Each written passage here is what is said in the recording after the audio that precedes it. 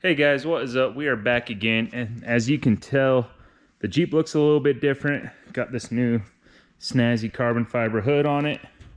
I love how that just made the whole front end look way more aggressive on this thing. But I've gone through and fixed a lot of the mechanical issues that we're having with this Jeep.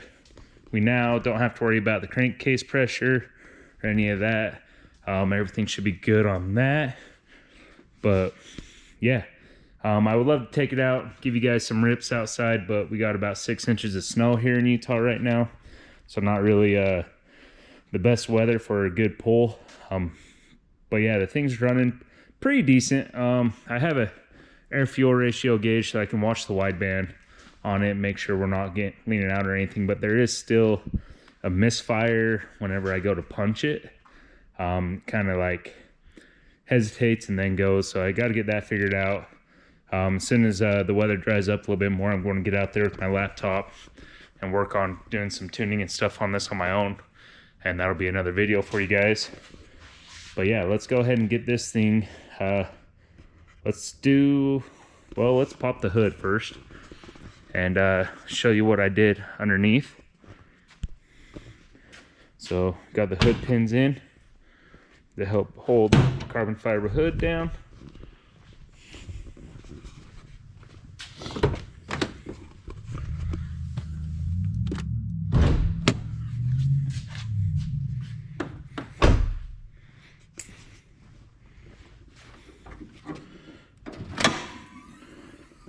And one thing to note, this is a carbon creation hood. I had to put a smaller shock and lighter weight load shock on here for that to work. But some of the things that I have done to help fix this is basically some of the sensor plugs, the solenoid plugs in there were leaking oil, probably from the crankcase pressure being high. So I replaced all the solenoid plugs in the valley. I reran the exhaust, the evap system sensor up under the intake so it's not sitting bulky up here. We have new billet valve covers, which I had to get to install the Motion Raceworks breather systems off the valve covers up into this catch can. Therefore, no more oil can get into the intake. We still have this breather going into the air filter here. But yeah, you can see down here, there is a breather hose for both valve covers. Everything's running good.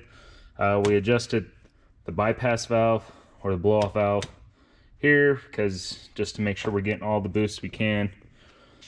This thing's only running probably peak pull, maybe 5 pounds of boost, and we have maxed out the supercharger.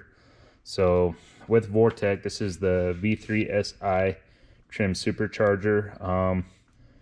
It can only run, I think, 52,000 RPMs, and with the 3.25 pulley, that is maxed out because we have the 7-inch API damper pulley below, and we run about 6,000 to 6,500 redline. But yeah, so that's maxed out. I think the next step is I'm going to probably get a bigger supercharger on this thing, one that's oil fed from the engine as well instead of self-contained like this one is, just to kind of make a little more power. You know what I mean? With the forged pistons and crank and the power adder rods, this block can handle quite a bit more than just 4 pounds of pressure. But yeah, so pretty much waiting on the weather now to where I can go out, data log the tune, see what's going on with it, and really make some good power for this thing. But just kind of a breakdown of the build that I have on this. Like I said, forged crank and piston heads with power adder rods. It's stroked to 392 cubic inch. We have a Texas Speed Stage 4 cam, Johnson lifters, Monton push rods, conical valve springs, RIP supercharger coil packs, Hellcat 92mm throttle body, the sniper intake with the fuel rails, motion raceward catch can with the baffled fittings for the valve covers, billet valve covers from Speedlab, a RIP supercharger kit. Gosh, man, there's just, oh, the Hellcat 525 liter per hour fuel pump, because we were leaning out on the high end, so I added a bigger pump onto it. Yeah, I think that's it performance wise. I don't know, I'm sure there's more, but yeah, this thing, I love it. And the shop that I had working on it before, he was trying to dyno tune it, but he had crankcase issues, and like I said, he, in the previous video, he blew out the rear main on the dyno after it just broke 500 horsepower, which was only about halfway through the pull. So I'm excited to get the tune dialed in and get this on another dyno and see what it will actually make. Real curious. I mean, if I had to guess, I'd say 550 to 575 wheel horsepower would be a safe bet for this thing. Oh, another thing that I fixed was all the AN fittings. I don't know if you can see in previous videos, but I like clean, and he had silver hose here with black fittings, silver hose there with red and blue fittings, and just like nothing matched in this whole thing. So I went ahead and redid all the AN fittings to where all those lines are all black and matching everything.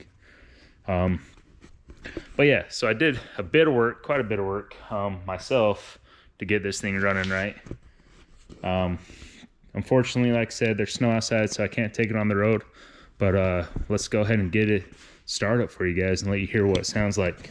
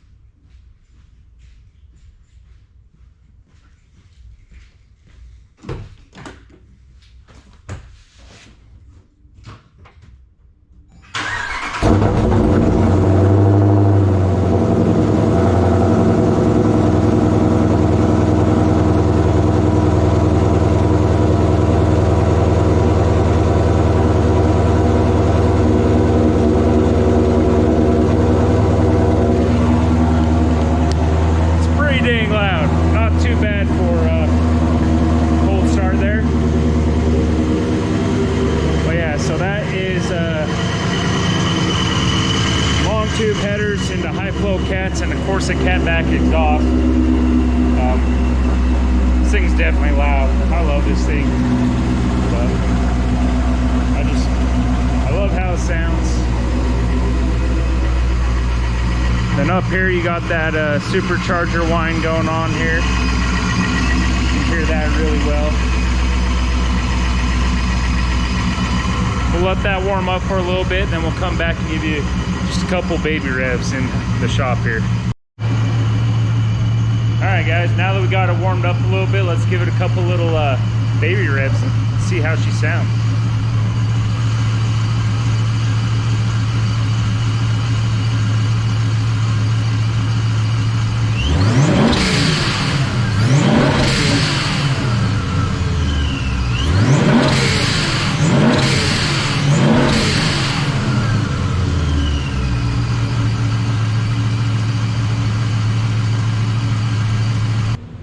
Tell me that doesn't sound good.